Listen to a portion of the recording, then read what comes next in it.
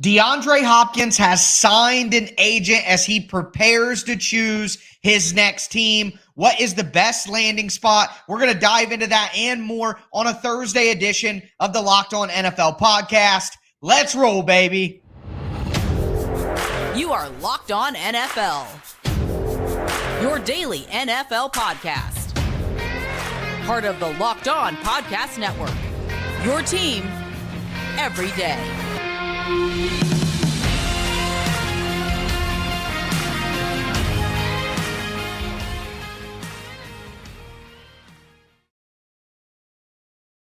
Welcome, football fans, to a Thursday edition of the Locked On NFL podcast. On today's show, we're going to talk about potential landing spots for DeAndre Hopkins. No better person to talk about that with than Alex Clancy, host of Locked On Cardinals. He is my co-host. I am Tyler Rowland, host of Locked On Titans, your local experts. We are going to talk Hopkins, and also we're going to talk about three quarterback situations around the league that are getting pretty interesting. And then finally, flipping the narrative. We're doing Tyler's mystery segment and putting Alex on the hot seat on today's show. So with all that in mind, I do want to let you guys know that today's episode is brought to you by FanDuel Sportsbook. Make sure that you subscribe to the Locked On NFL podcast on whatever platform you do stream. Or on YouTube, your favorite podcast app, free and available Monday through Friday all year long. But diving in here, Alex, we talked recently on a Thursday edition of the Locked On NFL podcast about DeAndre Hopkins and what could happen with him.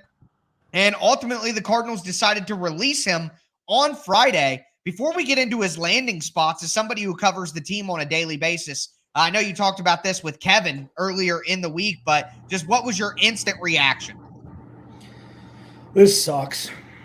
You know, I mean, It's just one of those, and it's as a football fan, I love DeAndre Hopkins as he was drafted out of Clemson and Houston. I mean, he was on that Andre Johnson trajectory of never being appreciated as much as he should have been. And what he did when healthy with Arizona, with Kyler Murray on the field, was exactly what he did in Houston. And it didn't matter who the quarterback was. The dude just produced. He's not the fastest guy, doesn't have to be. He catches everything, and his catch radius is ridiculous. He always gets to his spots. And any team would be lucky to have him. So I think it was a mixture of Monty Ossenfort not realizing, and maybe nobody realizing, that a third-round pick was the ceiling for what you could get for him way earlier in free agency. Because if we know now what we did then, they may have pulled the trigger on that. But you know, as a consolation prize, the Cardinals save $8 million change in salary cap, plus the entire $22.9 million hit will happen only just in 2023, and they'll be devoid of any sort of remnants after that. So it's a necessary evil to undo what Steve Keim did.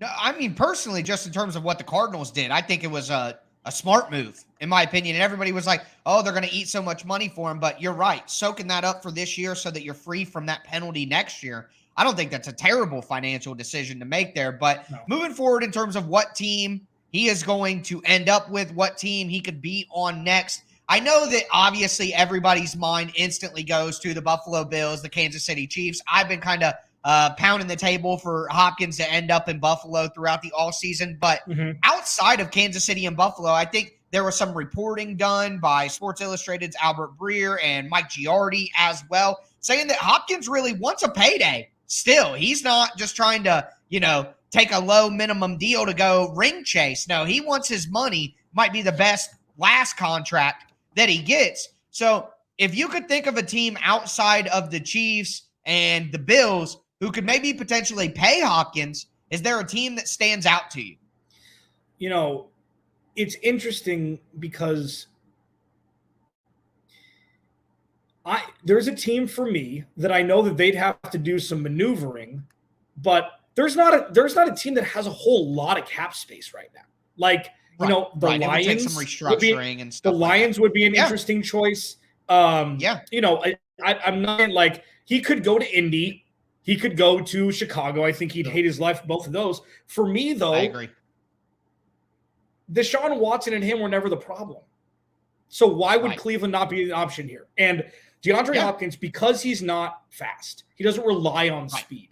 And because Amari Cooper is still sneakily one of the better deep threats in the NFL, And they've got talent elsewhere. You know, they've got a good offensive line. They've got Nick Chubb. I feel like he would fit in, first of all, anywhere. He would fit into any scheme because he doesn't have the ego. He's not, I'm a wide receiver 1 or bust. But if they paid him to be a wide receiver 1 like to Amari Cooper, I feel like aside from the two in the Bills and the Chiefs, it would make the most sense. Yeah, no, I'm with you. The Browns actually do make some sense. I think they have about $6 million in cap space. They might be getting some more based on some June 1st cuts. That money coming in, I think there's even the chance of them to get near $15 million in cap space once June 1st hits. So I think that they would have a great chance to do it. Obviously, like we saw with the Odell Beckham contract, you can have a 1-year contract with 4 void years and spread the bonus out 5 seasons. And there are plenty of ways to do this, even if you don't have I say $1 million in cap space to try to make a point, but $1 million is obviously nothing in the cap space discussion. So it doesn't really make sense. I'm like Dr. Evil after the time jump. But anyway, I just think there are teams that can make this happen who maybe don't have the immediate cap space through contract restructuring and things like that. And I do think Cleveland makes a ton of sense. I know New England is another team that makes a ton. I don't think they make a ton of sense, but they've been rumored to be interested. Sure. I think it's a little bit of a pipe dream, but I want to throw out one more team. And I know we're talking Arizona. Next segment, we're going to talk a little Tennessee. So it feels like a little home cooking today, but can't help what the news is here. Okay. But Tennessee has the worst wide receiver group in the NFL. If they're really trying to make one last run with Derrick Henry and Ryan Tannehill, they have contract restructure availability. There's Houston connections with Mike Vrabel and Tim Kelly, the offensive coordinator. No state taxes. They'd probably be willing to pay Hopkins a little bit more than maybe some of these other teams out of desperation. I'm just saying, if we're not talking about the Bills, the Chiefs, the teams that are obviously in it, I think a team like the Lions, the Browns, and a team like the Titans do make a little bit of sense as mid-tier, not as obvious options. So, yeah, and that's fine. I disagree with that specifically because Tennessee's been a pit hole for wide receivers. It just, it has. And Julio Jones went there. I feel like it's just a weird, even though, again, it feels don't like that. Compare the two. Julio Jones fell off way before he went to Tennessee, and they still gave him a second and a fourth for him. So give me a break with that. For me, though, he could Darrelle Revis this. Like, he very well could go hired gun and say, you know what, Indy, you want to give me $12 million this year? I'll take it. You know what? I'm going to put up 700 yards and 10 touchdowns, blame it on a young quarterback. Kansas City, 1 year, $7 million. Like, he could 100% do that. There is zero reason. He has no allegiances whatsoever. He's played for two of the most dysfunctional franchises in the history of football. So he could 100% do 1 year, $10 million, 1 year, $10 million, fully guaranteed. And make a bunch of money that way on the back end. And I do think, Tyler, that he'll play till he's 35. Like, he's got 5 years left. He's not dependent on athleticism. And remember what I said last week, players tend to stay, quote unquote, injured a little bit longer on bad teams. Report came out that he was out the last 2 games of the year while healthy. And that's a report. Yeah. I don't know. That's a report. But that was good for the Cardinals too, though. Well, yeah, for sure. Well, I mean, and that's the whole thing, that it did benefit both sides, actually. Yeah. But anyways, moving right along, there are some quarterback situations in the NFL. It's early in summer, but there are some situations worth monitoring, and we're going to talk about what those teams could do if things go poorly here in just a moment. Before we get into it, do want to let you guys know that today's episode is brought to you by FanDuel Sportsbook, the perfect place to bet the NBA Finals. The Finals is here. Thank the heavens that the Boston Celtics were eliminated. We're going to get the Miami Heat against the Denver Nuggets. And right now, new customers can get a no-sweat first bet up to $2,500 at FanDuel Sportsbook. That's right, $2,500 back in bonus bets, even if your first bet doesn't win. There's great promotions every day on the app. The app's safe and secure. You can get paid instantly. There's no better place to bet the NBA Finals than America's #1 sportsbook. Visit FanDuel.com/lockedon and get a no-sweat first bet up to $2,500. That's FanDuel.com/lockedon. FanDuel, the official sports betting partner of the NBA. Baby!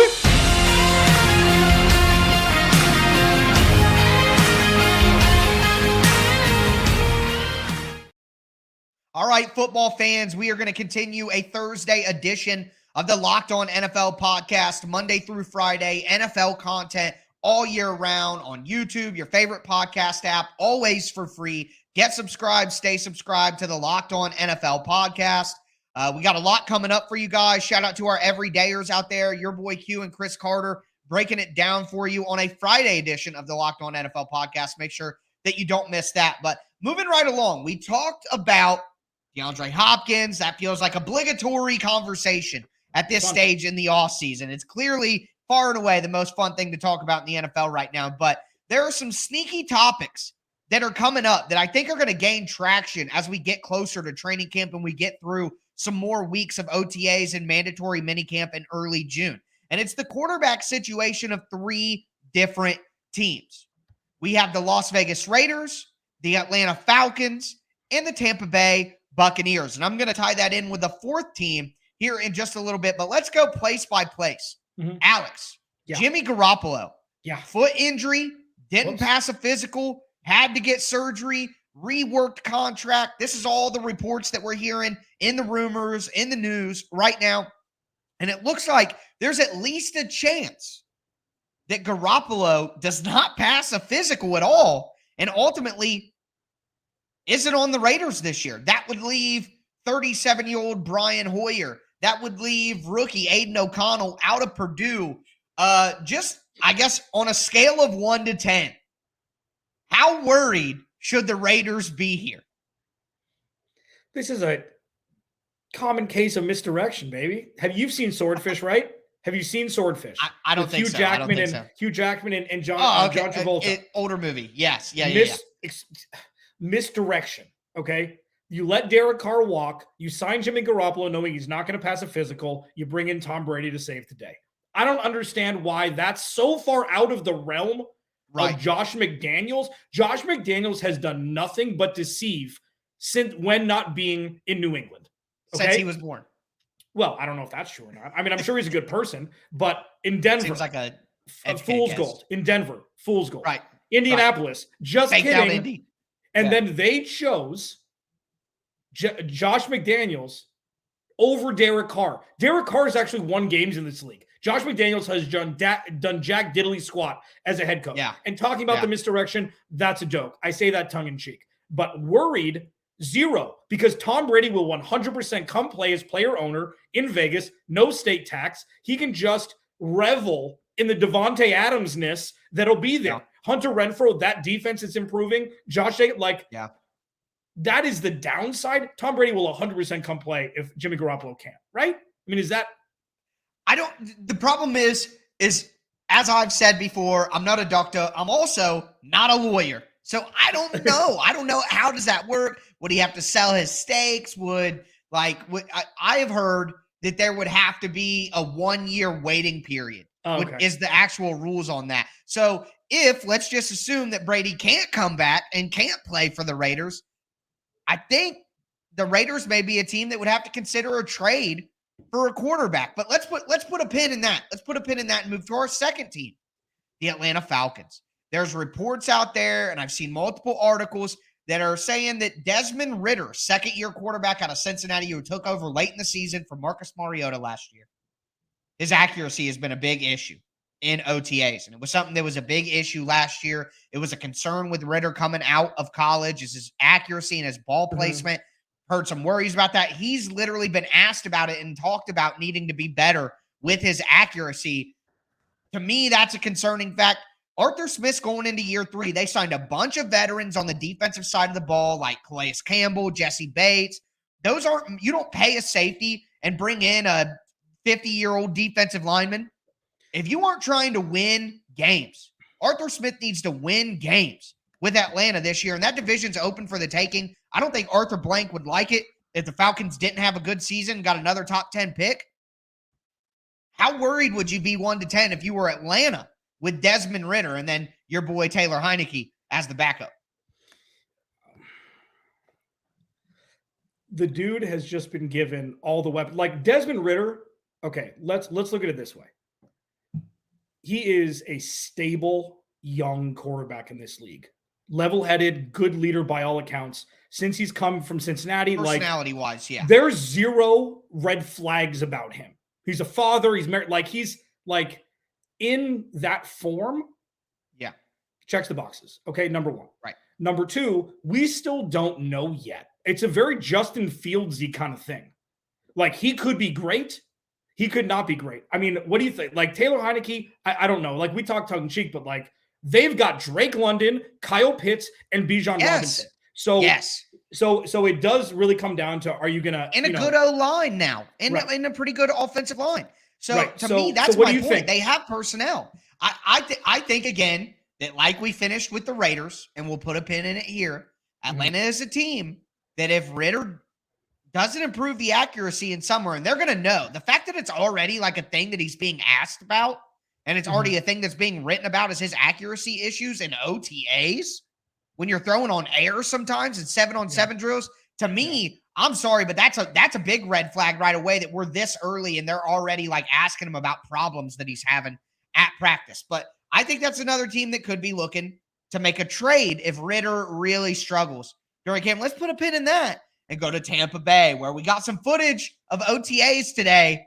And boy, Kyle Trask versus Baker Mayfield is a disaster. Now, for me, I think Tampa Bay is intentionally trying to tank. They're in the quarterback market. That's what's different about Vegas and Atlanta. They cannot afford to tank. They are not looking for a quarterback. They need to win games. So for me, unless you feel differently with Tampa Bay, my panic worry level is 0 because they're trying to lose anyway.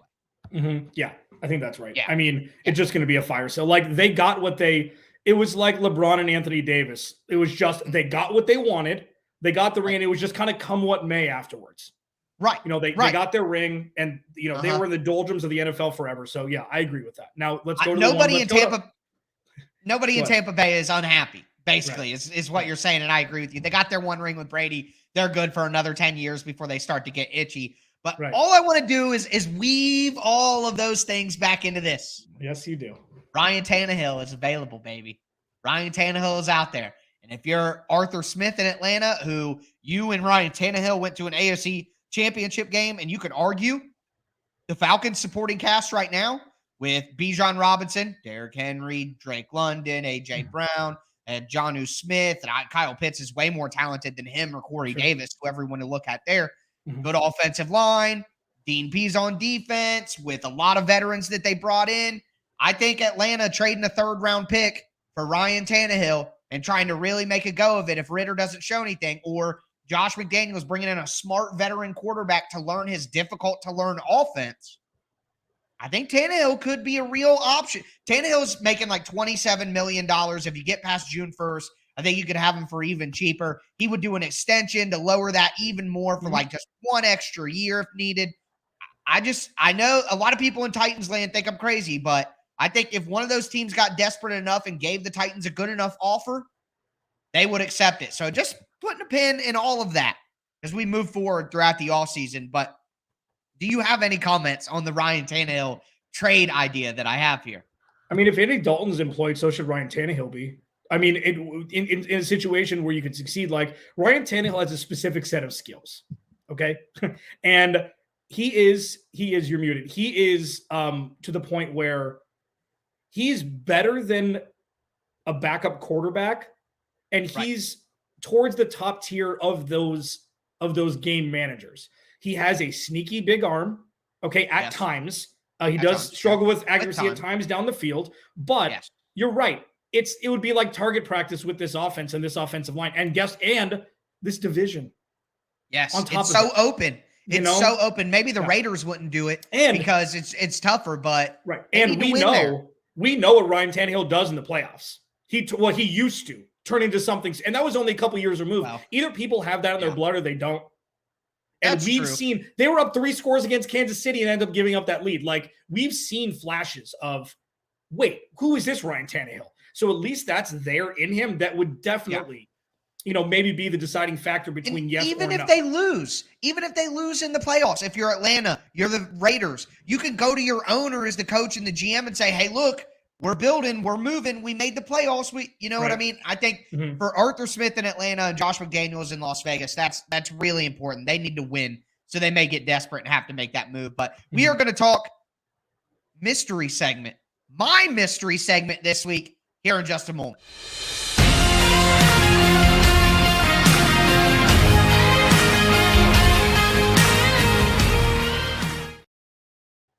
Alex, I'm so excited for this segment. I'm so excited to cap off the show.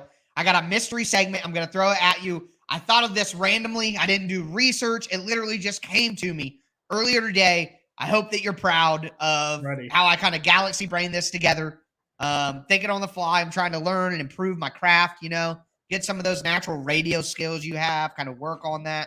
So we're going to get in that. Before we do, thanks for making Locked On NFL your first listen. Monday through Friday, NFL content all year round on YouTube, your favorite podcast app, always for free. Get subscribed, stay subscribed. It's your team every day. We talked about DeAndre Hopkins. We talked about some quarterback situations, but now I'm going to go a little off the beaten path with this one, but I want to get your take. So we're seeing the XFL. We're seeing the USFL. We're seeing some spring football leagues trying to make another comeback, trying to make a move. And personally, I don't think that they will ever truly work. The NFL has signed some players from the XFL, like teams in the NFL. Some USFL guys have been signed, had tryouts. So there is sort of a farm system situation happening this offseason. But I think that while it may be more of an undertaking, could you see, because I would want to see the NFL go to a G League system where literally each of them have a team. And this, we're about to go in the dead period. This is what made me think about it. We're about to go into the dead period of football coverage from basically the beginning of June all the way to the end of July. It's kind of dead in the NFL. It's second week of June with the mini camps, but then it's kind of dead for 5 to 6 weeks. From the end of the draft or the beginning of April, right after free agency and the combine and all that, up until August, the NFL could hypothetically have a G League system. Maybe it's one team per division, 8 teams, instead of one team per team like they have in the NBA. One team per division. There's a waiver wire system, so the Chiefs can pick a player. They go to the bottom of the list, that way, so it's fair. And it'll be resorted by division standings every year. Could you see the NFL ever developing kind of a G League for the NFL where instead of having the XFL or the USFL, it's just literally the NFL? And I think that would be much more successful because you're watching the game saying, oh, that guy on that team, he could end up on the Bears because he's in the NFC North division team. You know what I mean? The North Rough Riders. They could do all that. Could you ever see the NFL actually undertaking the league themselves and trying to be their own G League rather than relying on the XFL or USFL to do it? I think it's an interesting thing. I mean, it would probably bring more fans to the games, as you mentioned, like watching TV, the optics and everything. It'd be expensive. It'd be expensive to buy out the XFL and USFL and then pretty much put dead to rights any other football entity aside from the NFL as being a thing. Now, could you do it in Europe? Love to do that. Like, could you do it in Europe? Could you build could you build the G League in Europe? That's a great idea. Build the G League in Europe, and that way you get to double dip. You get your NFL games, a couple of games, but you're still developing that all year round. That could be really interesting. Yeah, and then you'd have them playing off months, and I'm not sure exactly. I mean, so it's interesting, and I think that having the shield on every jersey of football played in the United States and maybe in Europe and the UK and Germany and wherever the games are now, I think it's fascinating. I think it's a fascinating idea. I know the rosters are so big that so maybe 8 teams, but I don't know if allocating teams to divisions, it just maybe this is the G League. It's 8 teams. Probably brought to you by not Gatorade, but it's something else that and I think that's a great idea. I think it's a fascinating idea. I think that it could even be one of those things where they can call the player up, into practice from their season that opens up another spot for somebody else to come in. And I think really what will be the deciding factor on something like this is if NFL teams start to sign enough of those players, even if it just be to like training camp. Because basically what I was thinking, what first got me thinking about this is you have 90 guys on rosters. 53 are going to make it. It reminds me of like high school, varsity, JV, freshmen. Most of the freshmen aren't going to get to play. And now that the NFL's done cut down day in one day, I think that's worse for the players because you get cut down after the first preseason week. You have a chance to go join on with another team. If you cut everybody down on the same exact day, some teams may be less willing to give a guy a try. And you don't, because, hey, I don't get to look at him in training camp for 2 weeks before I make the decision on the guy. I'm just going to stick with the guy who I just had in camp for 3 weeks rather than take this guy who got cut off a different team. And I just think that hurts different players. So I was thinking, why not have like a bottom 40 league right now where the bottom 40 guys on either team or whatever, bottom 45, can play against each other in actual games that the NFL can make money off of. Well, take that even a step further, just create a G League. And the NFL has their 70 guys in camp, and then their bottom 20 or whatever go to these different teams. Sure. You know, I just think find a way to give more, to create more games, and the NFL could capitalize on this time period where there's nothing more than the XFL or the USFL could. I just think they should create their own G League. Yeah, I mean, as long as the practice squads don't get messed with, I mean, that's the only thing. That's the hiccup in between the two where, you know, I think during the season, the league wouldn't be going on. It would just be in these 4 months where it's a little like, you know, April to August. And then so those guys could play during the season if they made the team, and, you know, they could be on practice squads too still. Yeah, so I like that it. would be my idea. Yeah. I like it. Hopefully one day we see it. Also a day where there is no draft and there's only free agency. We've talked about that. So a couple of big brain ideas every now and then here from the Thursday edition of the Locked On NFL podcast. So that was fun. Little Tyler's mystery segment. But that's going to do it for us today. Chris Carter, your boy Q, will be back on Friday to break it all down with you guys. Start your weekend early. It's Thursday. Take care out there, football fans.